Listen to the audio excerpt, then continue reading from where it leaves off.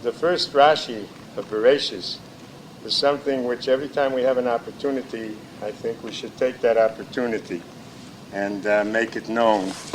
Rashi brings down the famous quotation of Rabbi Yitzchak that the Torah was created. Why did the Torah begin? Why did the Torah begin with bereishis bora lakim es hashamayim ves haaretz? It should have begun, because the Torah is really not a history book, so it should have begun with the episode of Yetzias Mitzrayim, which dealt with the beginnings of Klal Yisrael.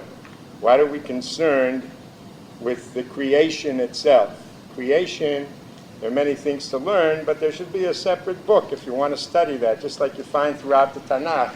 It takes the various kings and it enumerates a number of incidents in their life. And then it says, V'yeser divrei, the rest of this experience through his 50 years of the kingdom, Haleim ksuvim b'sefer divrei ayomim b'malchei Yehuda or something.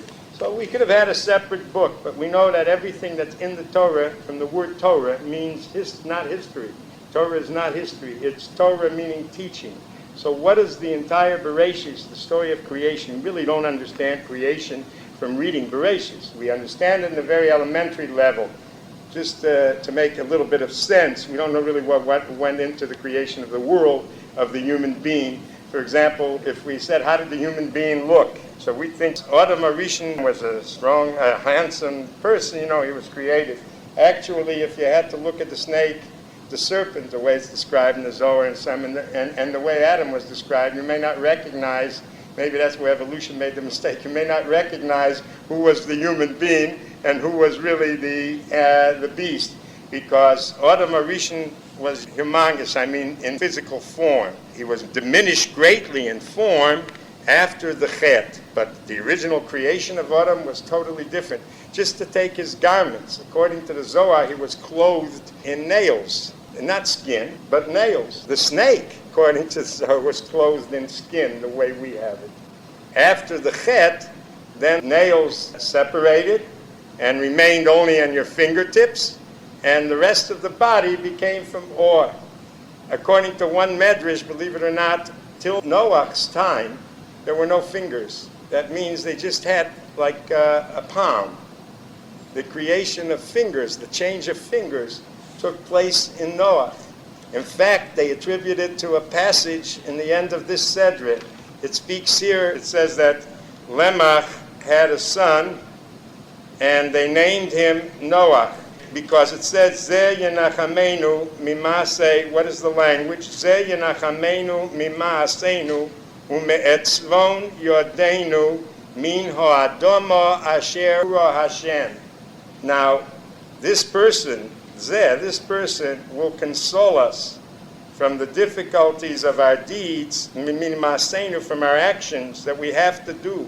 Umeitzvon, meaning from the troublesome work that we have to do with our hands from the earth that God had cursed. Now, if I ask you why was Noah called Noah, so somebody will say Noah meaning consolation. The fact is that because of Noah, the world continued. But they called him Noah when he was born, 600 years earlier, not when the flood began. Why was he called Noah? So therefore, the pasuk tells us for a very simple reason. When he was born, it seems that he had some vision that this Noah would bring about an easing of the lot of man. Because the pasuk is specific, we say the earth is cursed.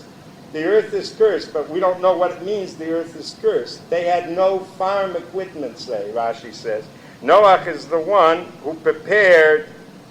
Till Noah came, they didn't have anything to plow the land. He came up with an instrument that would help them plow the land. It seems that until Noah came, somehow, Rashi says, it gave out thorns and bushes. They weren't able to do anything. So for a little piece of bread, who knows, Aru Adama, they had to work. Somehow when Noah came, the farming became different. There's a medrash that goes further and says until Noah came, they were like all thumbs. They just had the palm of their hands. So go work in a field this way. It's extremely difficult. When Noah was born, he was born like with fingers.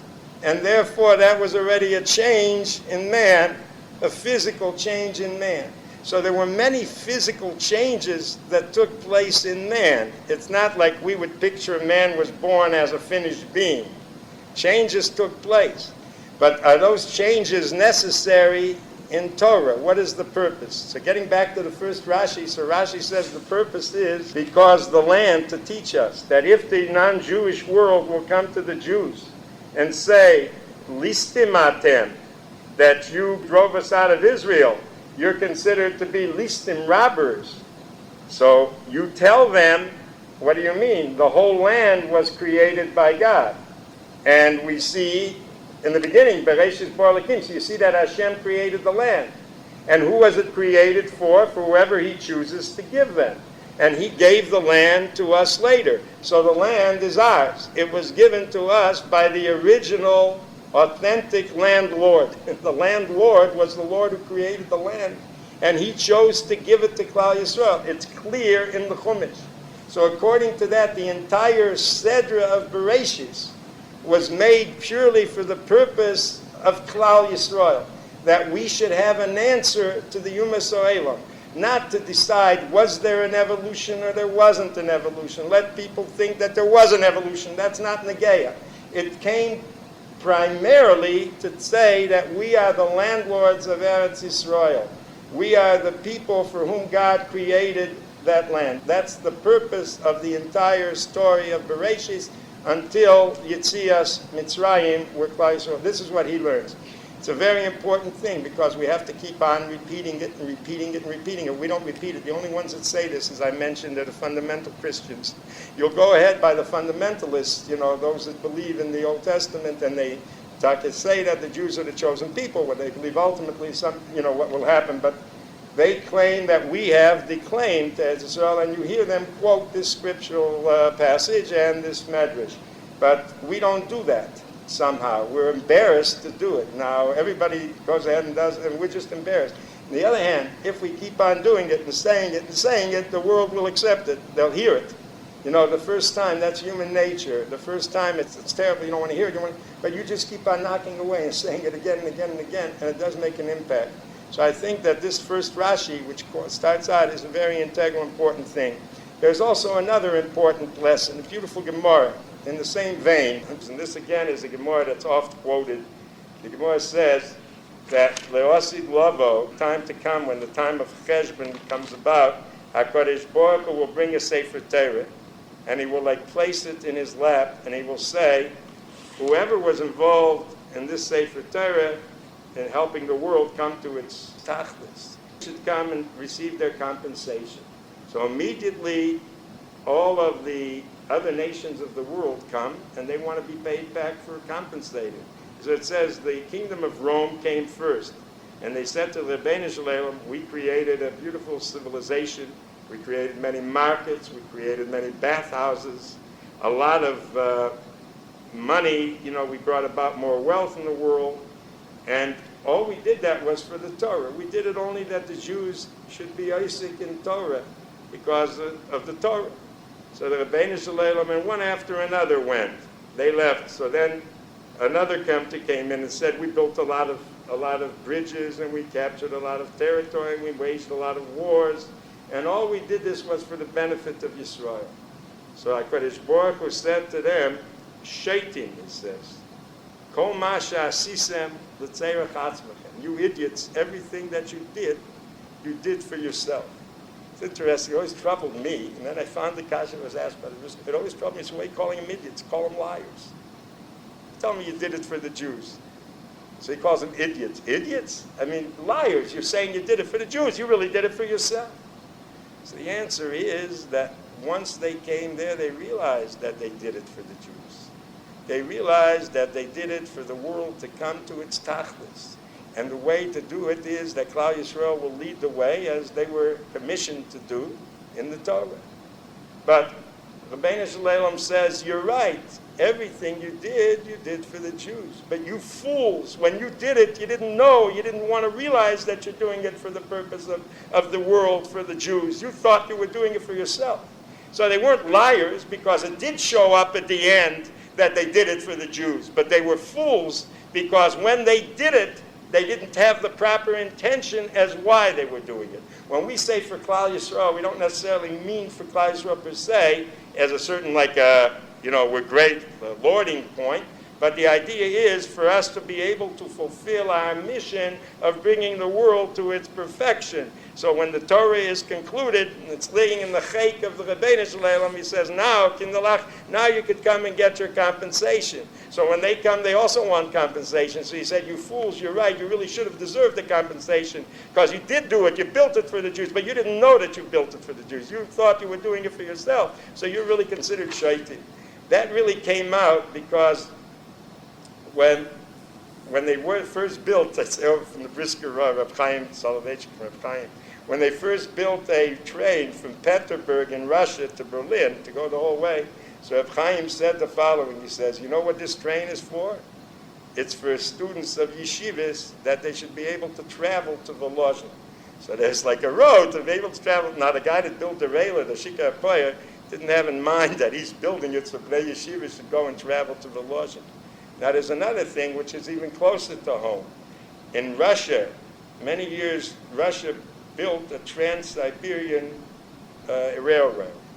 And the idea was it was built for tens of years, and people put in so many lives and so much to be able to go through tremendous value. And people were screaming, who's in Siberia? What do you need to build a railroad for Trans-Siberia? This wasn't the time of the Zion. So he said the answer for this, it's like 10,000, tens of thousands of kilometers. So what was the purpose? The answer came out after my wife, with her family, with everybody else, when they were able to escape through Siberia, and they were able to get to Japan and to Shanghai through this railroad. The railroad was hardly ever used before. There was no need to expend that much money, but to bring about a salvation for many Jews to be able to escape from the Germans, that's where the Trans-Siberian Railroad would come in.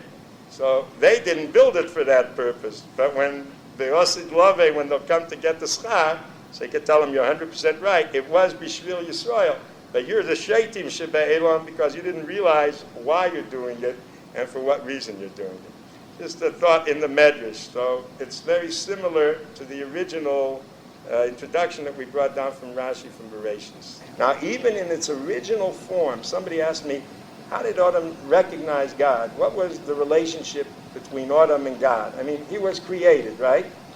So what was the first thought of Adam? Did God tell him, who I am, I'm God, I created you? Did he believe him before the Chet?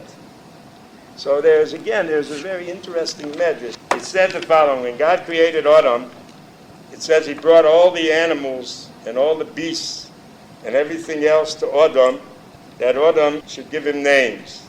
Adam would name each one what they were supposed to be. Then after Adam gave each chaya, each behemah, everything that he gave a name, so he said to the angels, he's going to be smarter than you will be. Chachmaso merubah. Then he proved it. So he took a behemah, a form of a behemah, an animal, a chaya, a knife, a beast, and he said to the angels, tell me what kind of a creation this is. What name? Because what is a name? A name is an expression of your understanding of that. What name should I give these? So they said, we don't know. So they brought him before Adam.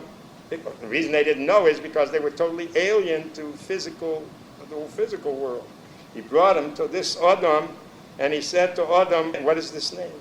So he said, this is an ox, and this is a chamor, and this is a horse, and this is a camel. Adam understood the essence, the makeup, the meaning of this, every animal.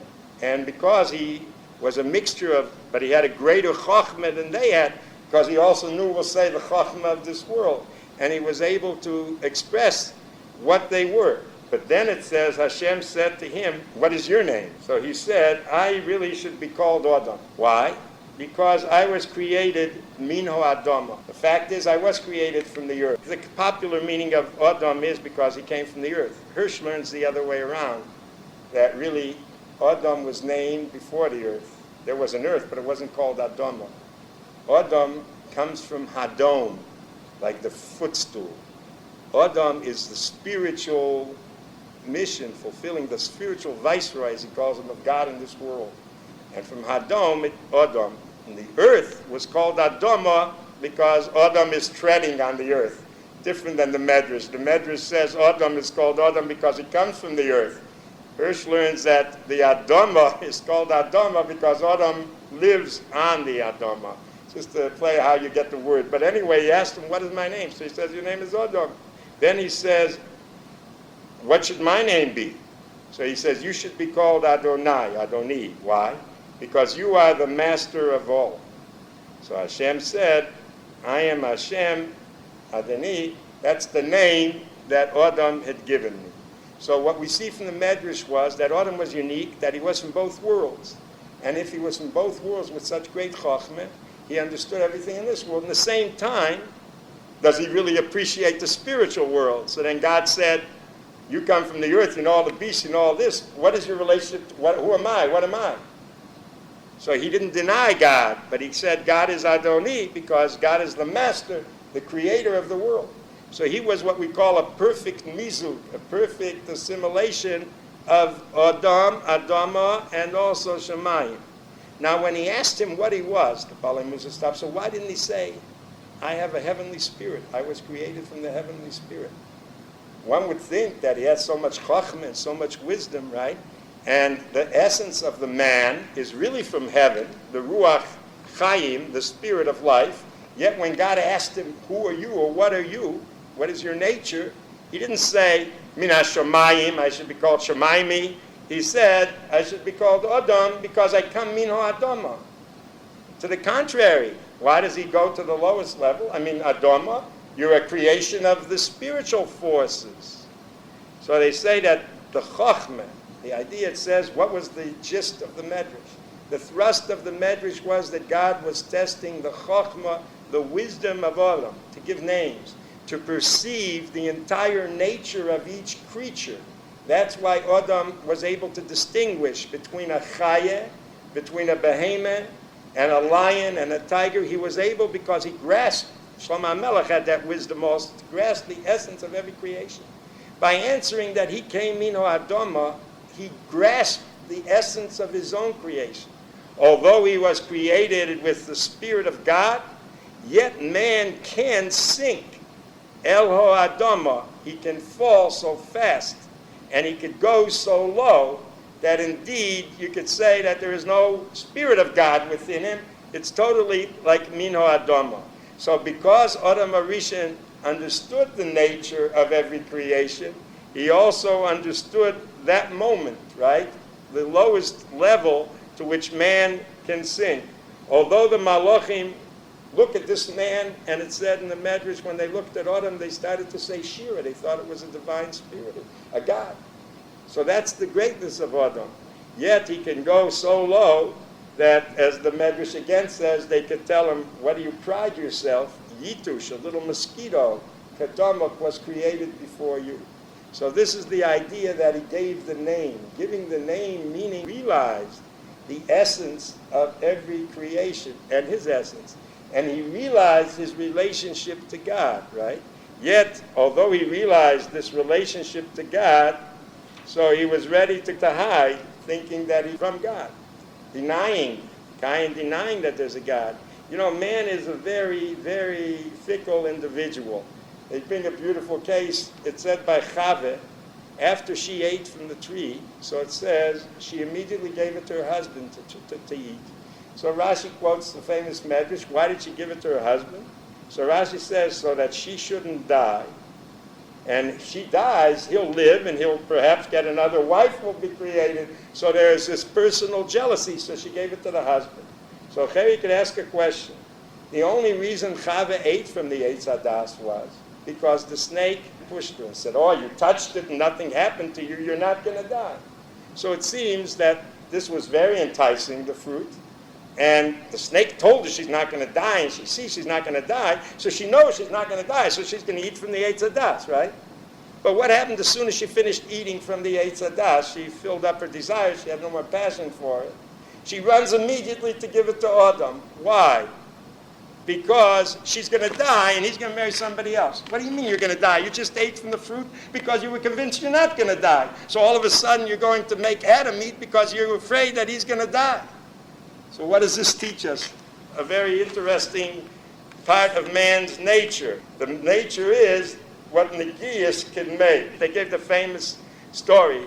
The famous story was that a bunch of Sorim, you've heard it, it's brought down in the fables, I think. A bunch of governors of Sorim, Pritzim, got together, and one says, I have a Jew in my territory that is extremely brilliant. You can't stump him by asking a question. He knows the future and everything else. So the other one says, all right, so they made up, next time we have our meeting, bring this person along, and we'll see what'll happen.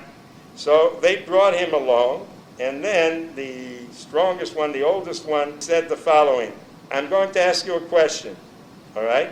And we'll see if you know the future or not. And the question is, what day will you die on? So they asked the Jew, when are you going to die?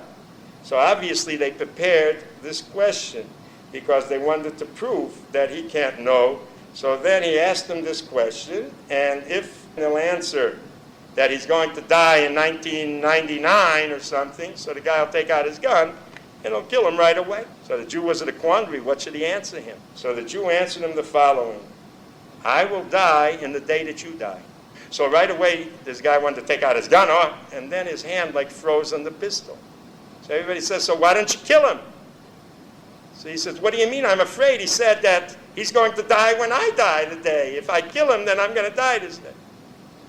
Here you have the same person. Here he was ready to show that this Jew is fake. He doesn't know what's going to happen in the future and so on. And he called this.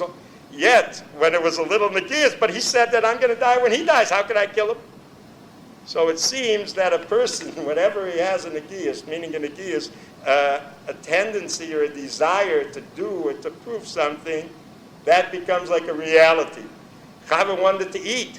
She's not going to die. But then she's afraid maybe Autumn will make. All of a sudden she's afraid she will die.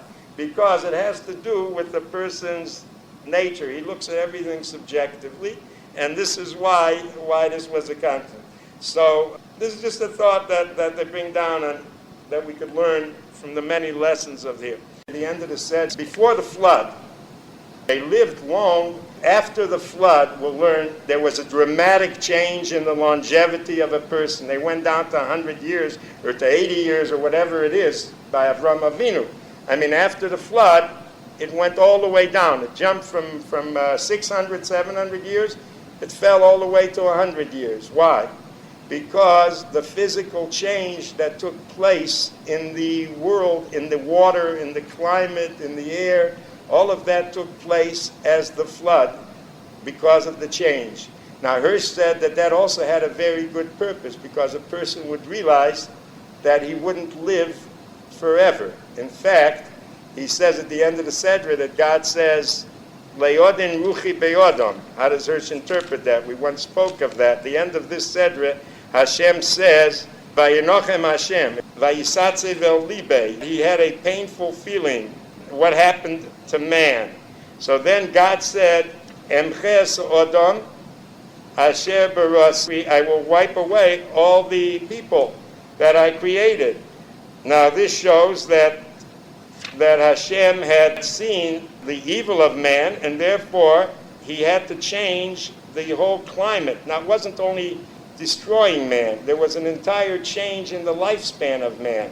When it says, Lo yadun ruchi la'odam la'elam b'shigam hu basar, meaning my spirit will not remain to judge man forever, because he is like flesh, and his days will be 120 days. So Hirsch said, what does this mean?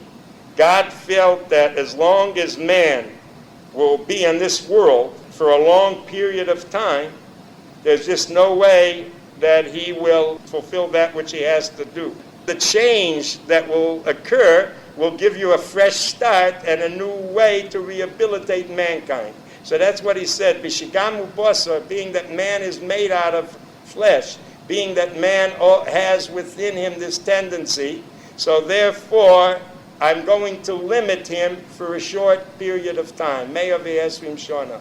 And this in a way will inhibit man. So this may have been one of the reasons why the flood took place in the form that it did, because the flood taking place in the form that it did also brought a different nature into the world, that man became sick. Before that, there was no such thing. In fact, one of the Tanoim said that I have to thank the generation of the flood for my allergies. He used to have headaches. So he said because of the change that took place. For example, now everybody's suffering sore throats from the change of the weather. We have to thank the flood for that.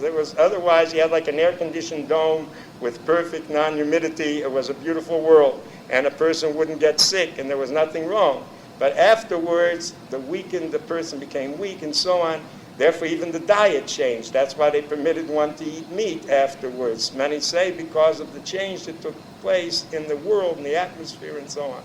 So this is why they fell down. There was a spiritual reason which brought about a physical change to curtail. The purpose was to curtail the excesses of man, and God considered one of the ways of curtailing that was through the lifespan. That's the idea of 120 years. 120 years is not like now we use it in the form of a bracha.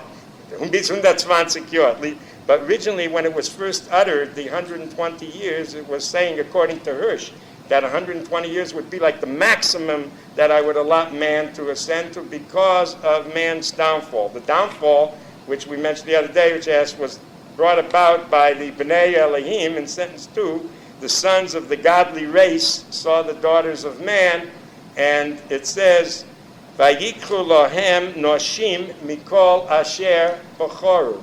What did they do? What was this downfall that God reacted so strongly?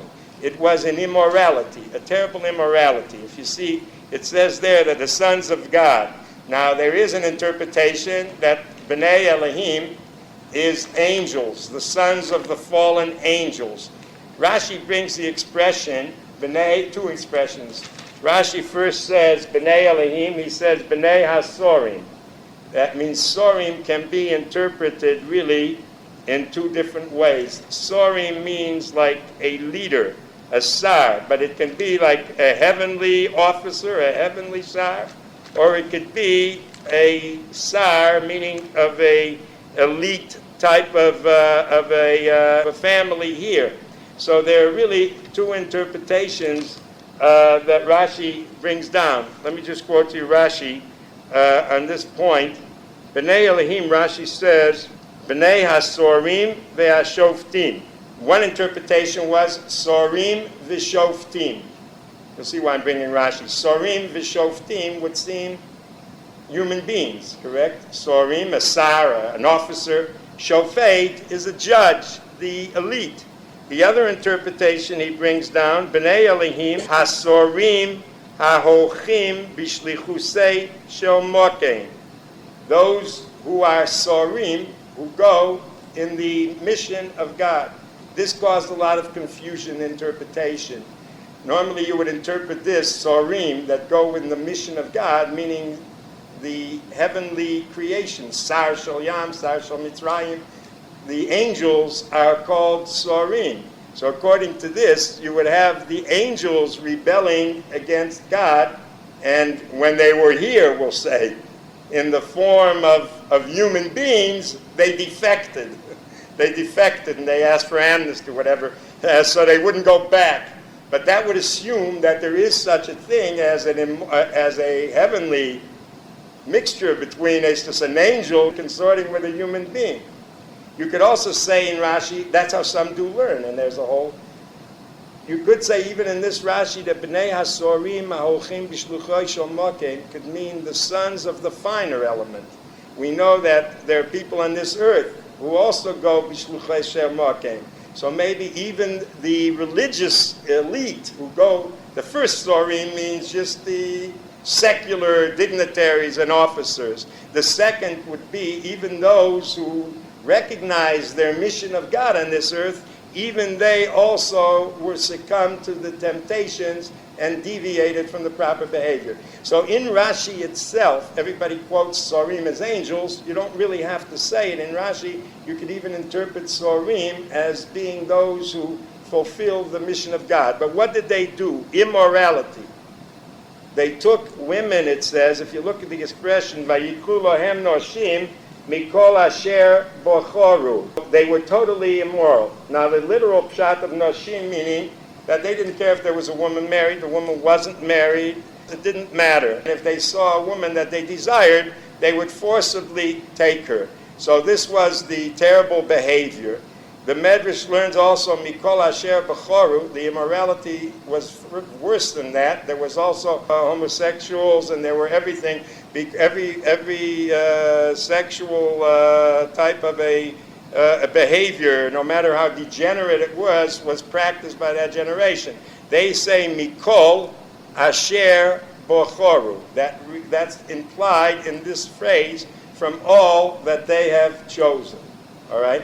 So this was the actions of man that brought about this dramatic change in the lifespan. Now, this itself is dramatic. Here you have, we'll speak about Adam Arishan, how far an Adam could fall from being on the highest level down to the lowest depths. The idea of God knowing, of course, is something which is, why did God put Adam and Eve in Gan Eden and give them the choice, whatever the choice was, if he knew what they would do? Obviously, he knew what they would do. So this is what the Rambam, the climate, the stadium in which the game of life is being played in. The original question of Avodah Mechaber. Let me go. Because if Avodah Mechaber, he would not have succumbed to temptation in making the wrong choice at that point, then that would have remained the major stadium. Once he began to fall, then, of course, there is no end to the depth that he would fall in. So God says, it seems that it's endless for man. This tumbling that he tumbled in his sin is endless. It's never ending. It's become corrupted and so on. I have to do something. So to say, but didn't God know it would be that way? Well, God gave Adam a choice. Adam would have made the right choice. Nothing of this would have happened. So didn't God know what choice Adam would make? So that's the original question that is posed, that how could there be free will in any choice if God knows what it will be? This potentially was there in the plan of God. The idea is, if we say the 120 years was a change, then this was there. There's a time to call in the period of 120 years, which originally was a backup period if it will become necessary, okay? The question, see, it doesn't mean that's a new thing that was never created, a new thought, a new idea. We have to say that when God created man and placed him in Gan Eden, all the changes that took place, either in the physical aspect of man or the mission of man or the climate and everything else, were all originally prepared to take place if it would ever have to be used. Now, this, for example, always troubled me. You'll find that the Yetzer Hara of Avodah Zarah was so strong, correct, that it was taken out of temptation. It means people were succumbing so much to idolatry that the Anshe Knesset like they prayed to God that to deaden like this temptation of Avodah Zarah. So how is that? So it seems that man doesn't have the same degree of choice or not. So the world already had come to its man had been defeated. He had chosen wrong. So it seems that even there, this was also prepared in a sense that this would be a fallback position, that even if all of these bad things happen, then we would have to change certain aspects of man's desire even, if necessary. There was room made to change that aspect of temptation, of Avodah Zarah, of removing it, and still be able to fulfill the purpose of creation in man making the proper choice. So this was all b'machshava tchila.